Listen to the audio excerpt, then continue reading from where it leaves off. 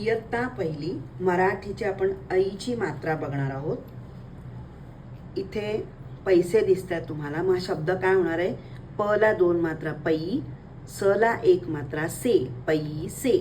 नंतर थ ला 2 मात्रा थई, ल ला दुसरी वेलांटी ली, थैली.